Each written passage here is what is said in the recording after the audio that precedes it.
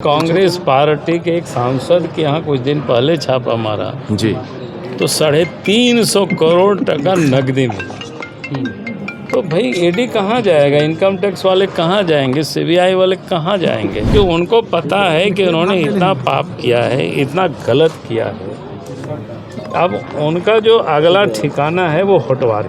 अब लगता है उनकी जो ईडी ने जो अंतिम नोटिस दिया है, अंतिम इसलिए कह रहे हैं, उसमें दिखाया कि भाई आपको आने में कठिनाई है तो हमें बताओ, जगह बताओ, समय बताओ, हम लोग पहुंच जाएंगे। तो लगता है कि उनको ध्यान में आया होगा कि अब लगता है कि मेरा ठिकाना होटवारी होगा। हम लोग तो अपने काम में लगे हुए हैं और हम लोगों का निर्धारित कार्यक्रम चल रहा है।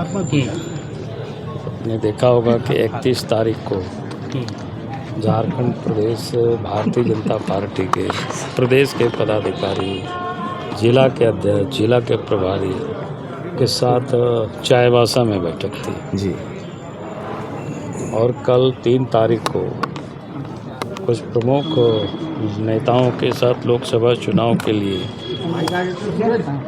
एक योजना बैठक थी। और आज पार्टी के जो 7 मोर्चा है, उन 7 मोर्चा के कार्यकर्ता के साथ जी बैठक चल रही है। तो हमें तो 2024 क्या बोलते हैं अर्जुन को, जब मछली की आँख दिखाई पड़ता था, तो वैसे हमें 2024 के चुनाव मेरे सामने है। और 2024 को ध्यान में रख करके हम सब लोग तैयारी कर रहे हैं। लेकिन सर बाकी कौन क्या कर रहा है, कल्पना हो गई क्या सर? अब ये तो मैं नहीं कह सकता सर। ईडी के कार्रवाई पर आखिरकार भारतीय जनता पार्टी को निशाना क्यों साध रहे हैं? अरे हम लोग कौन साध रहे हैं? वो कह रहे कि ये कह रही पर ईडी कार्रवाई है कि स्थिर करने की कोशिश अब से नहीं, पिछले साल से लगातार बीजेपी करती रही है कि सरकार गिर जाए। देखिए, हम कह रहे हैं अगर करोड़ों टका तो कहाँ मिलता है, उन्हीं लोगों के घर में लगा दीजिएगा।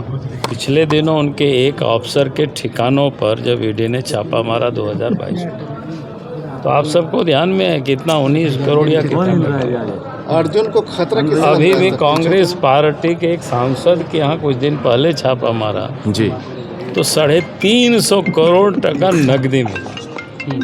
तो भाई ईडी कहाँ जाएगा, इनकम टैक्स वाले कहाँ जाएंगे, सीबीआई वाले कहाँ जाएंगे? जहाँ इतने नोट की गड्डी होगी, बंडलें होंगे, वहीं तो जाएंगे।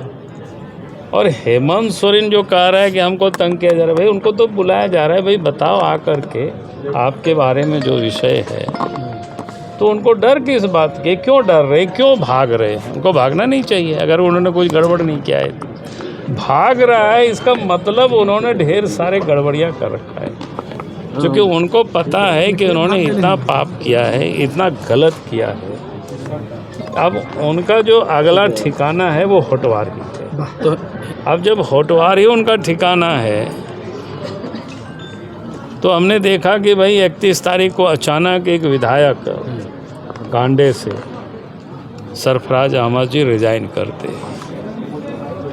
हमें ये पता चला तो मैंने पूछा कि भाई सरफराज जी का क्या तबीयत खराब हो गया क्या, झारखंड छोड़ के कहीं बाहर जाने वाले हैं क्या? तो लोग बोला कि नहीं, सब कुछ तबीयत ठीक है, बाहर भी जाने वाले नहीं हैं। हमने बोला कि फिर उन्होंने रिज़ाइन क्यों दिया? रिज़ाइन तो ऐसे थे, मतलब पार्टी से भी कुछ हो गया, झगड़ा किया, एक पार्टी को छोड़ के दूसरे में भी लोग जाते हैं तो फिर त्यागपत्र लोग देते हैं। बोला कि नहीं, वो भी सब ठीक है। हमने बोला कि फिर रिज़ाइन क्यों किया है? तो स्वाभाविक रूप से हमारे ये अनुमान लगा कि भाई हेमंत सोरेन इधर से उधर भाग रहे हैं। अब लगता है उनकी जो ईडी ने जो अंतिम नोटिस दिया है, अंतिम इसलिए कह रहे हैं, उसमें दिखाया कि भाई आपको आने में कठिनाई है तो हमें बताओ, जगह बताओ, समय बताओ, हम लोग पहुंच जाएंगे। तो लगता है कि उनको ध्यान में आया होगा कि अब लगता है कि मेरा ठिकाना होटवारी होगा। तो बिहार हमको याद पड़ा जी कि लालू जी को भी सीबीआई ने ऐसे ही उनको बुला रहे थे, नहीं आ रहे थे।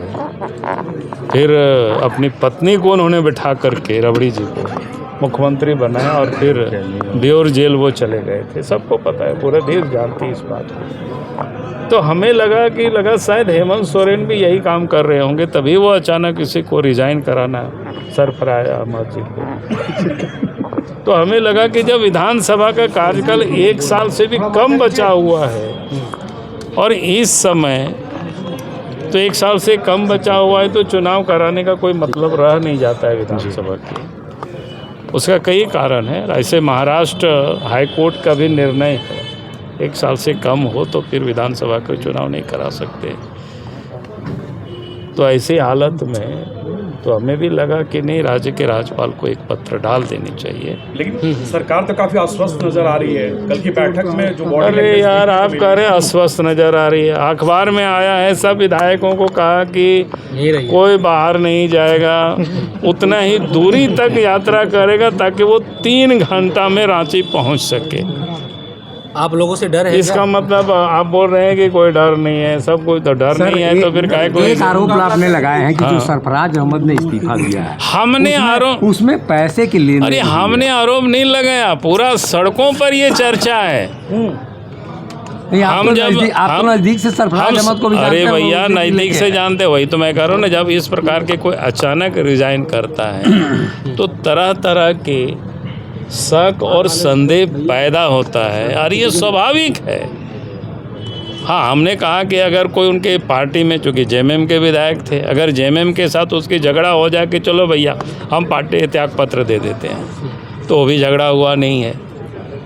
ऐसे कोई बीमार भी नहीं है कि आप वो विधानसभा नहीं जा सकते हैं, वैसा भी नहीं है।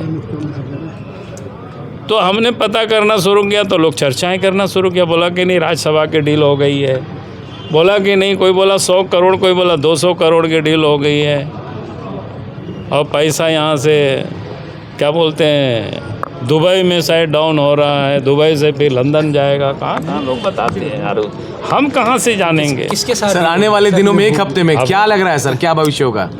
क्या होगा भविष्य? अब भविष्य में ज्योतिष नहीं हो भैया। सर ज्योतिष किसके साथ डील हो रही है? डील किसके साथ? वाले बोले हेमंत सोरेन के साथ लोग। कल 5 जनवरी है सर, कुछ कैलकुलेशन आ रहा है। हम ज्योतिष हम है नहीं। एक व्यापारी की गोली मार कर दी गई। अरे झारखंड में हम बोले कि सरकार, मुख्यमंत्री जो राज्य के है वो अपने कुर्सी बचाने में लगी हुई है, झारखंड को उनको कहाँ चिंता, और कमाने में लगी हुई है। TheFollowUp.in. Like, share and subscribe. www.thefollowup.in